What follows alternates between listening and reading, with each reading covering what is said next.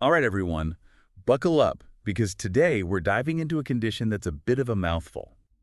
Hypertensive retinopathy. Yeah, I know, it's a tongue twister, but even if you haven't heard of it, you'll definitely want to stick around for this. We're taking a deep dive into some info from the MT Spot, a website all about, you guessed it, blood pressure. And while it seems like a pretty credible source, it's always a good idea to, take things with a grain of salt, right? Even if a site looks official, doesn't hurt to double check the For facts. sure, for sure. So this hypertensive retinopathy thing, Yeah. what really struck me is how it's kind of like a silent threat. Sneaky, Oh, absolutely. It really can be. See, it all boils down to how high blood pressure affects your eyes, specifically the retina. Think of it like the film at the back of your eye capturing all those images. And if your blood pressure's been up there for a while, it can really do a number on those delicate blood vessels. And that damage, that's what they're calling hypertensive retinopathy. Exactly. The source even mentions this whole Keith Wagner-Barker scale, which sounds way more complicated than it is. It's just a fancy way for doctors to figure out how bad the condition is. They use grades 1 through 4. And grade 4 is the one you want to avoid at all costs. Yeah. Unfortunately, grade 4 means some serious damage has been done. You'd probably be having some pretty noticeable vision problems by that point.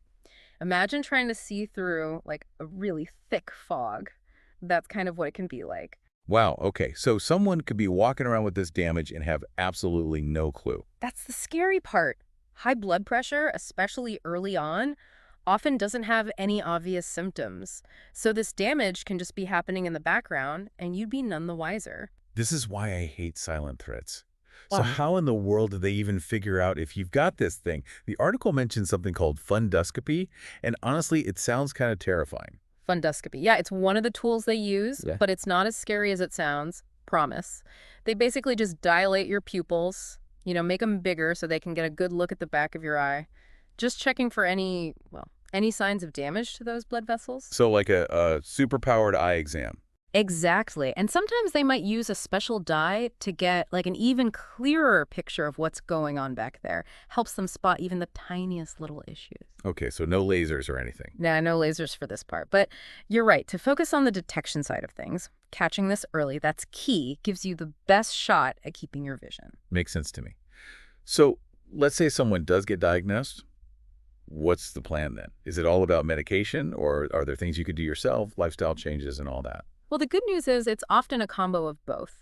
The source really emphasizes that getting your blood pressure under control is absolutely essential. And that's where medication comes in, especially for folks with more advanced cases. But lifestyle change, huge, both for keeping that blood pressure in check and stopping things from getting worse. Had a feeling you were going to say that. Always nice knowing we've got some control over these things. So spill it.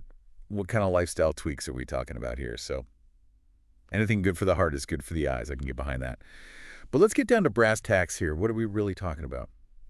Well, all the usual suspects are right there in the source: a balanced diet, getting that exercise in, watching the weight. Those are always going to be the big ones. And hey, if you smoke, quitting, that's one of the best things you can do for your whole body. Eyes included, of course. Right, right. Makes total sense. But that's kind of general advice we hear all the time, yeah. Anything more specific when it comes to this condition? Like with diet, for example? Oh, for sure. You know how too much salt makes you retain water, puffs you up? Yeah. Tell me about it. Well, it does the same thing to your blood vessels, makes them work harder. And all that extra pressure, not doing your eyes any favors. So cutting back on the salt's a good place to start. Got it.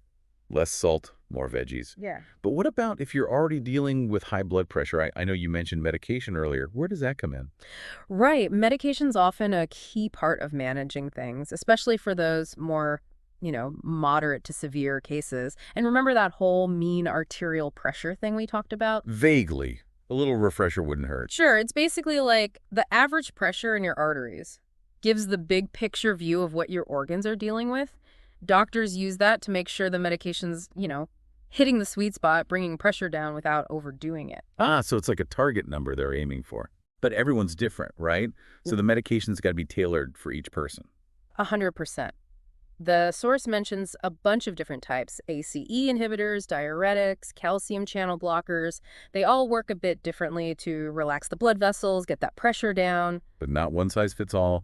Got to talk to the doctor to figure out what's right for you. Absolutely. They can figure out your risk factors, any other health stuff you've got going on, come up with the best game plan. It's definitely important to remember we're diving deep here, Right. but it's no substitute for actually talking to a medical professional. Couldn't agree more.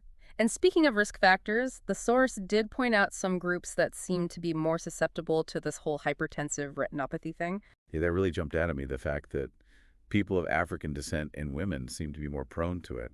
Any idea why that is? Mm-hmm. So we were talking about how certain groups, people of African descent and women, seem to be more likely to deal with this hypertensive retinopathy.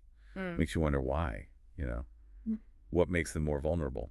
Yeah, that's a tough one. Researchers are still trying to figure that out. It's probably a whole bunch of things mixed together.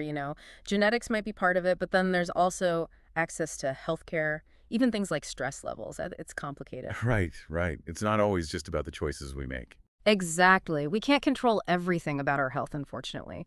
But even if we can't control our genes or some of those bigger picture things, being aware, that's huge. Knowing you might be at higher risk, that lets you be proactive, get those regular checkups, make those healthy choices, work with your doctor. It all matters. Knowledge is power, like they say.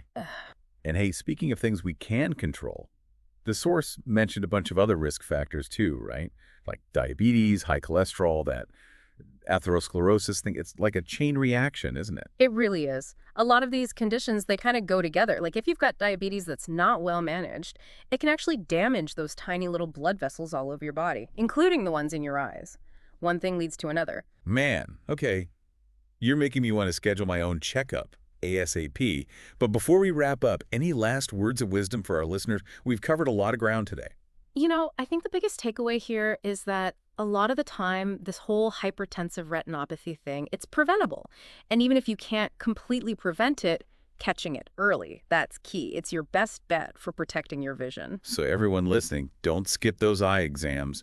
Get those beepers checked. Couldn't agree more. And don't be afraid to speak up, ask your doctor questions. The more you know, the better you can look after yourself. Couldn't have said it better myself. So on that note, and I'm going to leave you with this, when was the last time you had your blood pressure checked? And more importantly, your eyes. Vic, just save your sight. Until next time, deep divers.